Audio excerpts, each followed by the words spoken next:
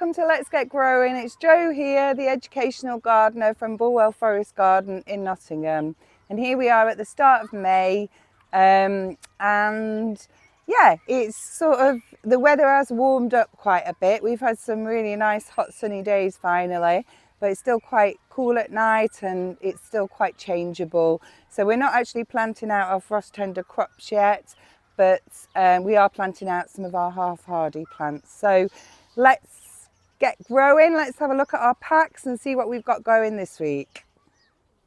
Okay, and so let's move on to this week's pack. So you should have a Coreopsis, a Callaloo and a packet of coriander seeds. So let's have a look. So we're going to start, first of all, we'll start with the Coreopsis.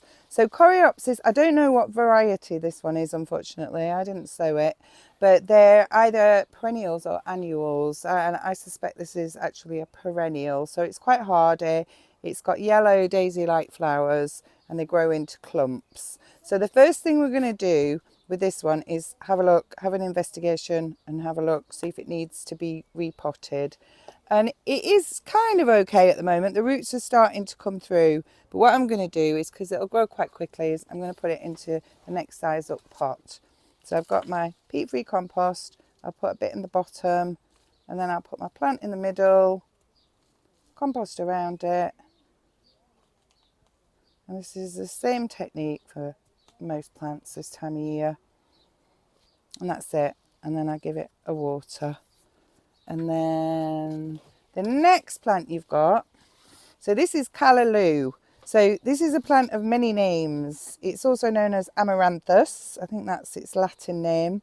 It's Callaloo in Jamaican sort of circles, and it is also known in British gardens, ornamental gardens, as Love Lies Bleeding. And that's because it's got these like red drooping sort of beautiful flowers. But Callaloo, as the Jamaicans know it, it's a really nutritious green. And so it's full of goodness and it's really attractive as well. So, and it grows quite well in our climate. It does like a lot of water. So what we're going to do is have a look at its root system.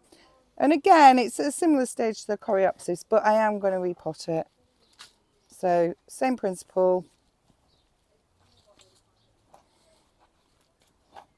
And I think there's two different varieties that you, when you pick them up, one's a red one. I think it's called Red Velvet, but I just went with the one we normally grow, but it's up to you which one you choose. Same plant, different colour. Right, so that's the two plants. And then we've got a packet of coriander seed, and this one's called Confetti, this variety. So I think it's kind of quite feathery leaves, and I think it's quite good for growing in pots. I don't know how many seeds I am. So what I'm going to do with this, because it doesn't particularly like being transplanted, smell nice. So I'm going to put it into pots. So I'm going to show you some. Here's some that I did earlier.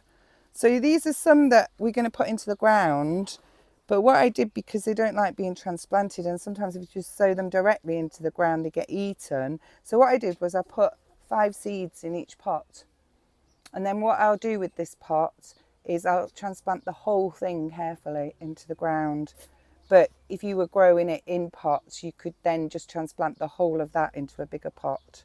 So what I'm going to do is, I've got some, I don't know how many seeds I've got, but I've filled up each pot with my compost, peat-free compost, and then I'm just going to dib,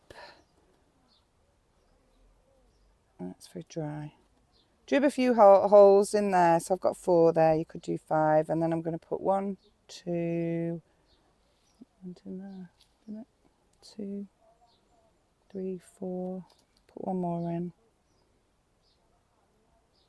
5, 1, 2, 3. So you get the idea. So I'll do that until my seeds run out. So hopefully I can fill up 6 pots here. I'm going to put a label in there. I'm just going to take them 2 out, then I know which ones I've done. So you get the idea there. So hopefully they look like that soon. The other thing I wanted to show you here, sad face. This is a failure. This is this was the Italian flat leaf parsley, and if you look closely you might be able to see these cut off.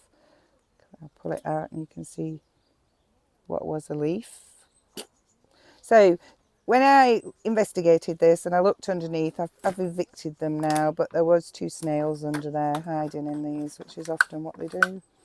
So I'll have to start again with that. So I hope you've got better success with yours. The other thing we're just going to have a quick look at was the Roma tomato, and I think that what I'm going to do with this is again check out its root system. It's okay, but I'm going to try and encourage it to grow a bit better, and I'm going to put it into the next size up pot. And the sort of tomatoes are a bit slow this year. I don't think there's been enough warmth for them, but hopefully they'll catch up once the weather warms up a bit. I think my sunflowers, at the moment I'm planting the sunflowers out, and that probably needs to go out or into a bigger pot, but I'm probably just going to plant that into the ground, and the same with the calendula I think quite soon, because they'll be okay even if there's a light frost. So just to finish, we're just going to have a look at some of the plants from previous packs outside.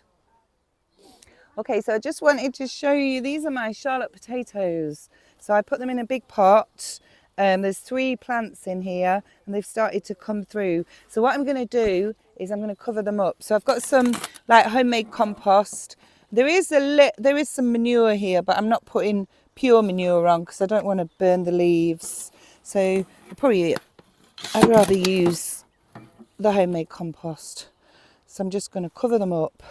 And if you've got them in the ground, as we've got a lot in the ground, we're earthing them up at the moment. So that's just covering them up the same really in trenches.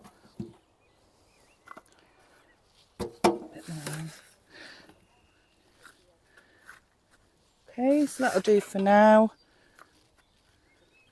Give them a water probably. Look, I think the heavens might do that for us this afternoon. And finally, the last thing I wanted to show you was our campion from last year's packs. And I wanted to say thank you to Georgia for putting some pictures up, and I think Andrew was saying that he was really pleased with his campion.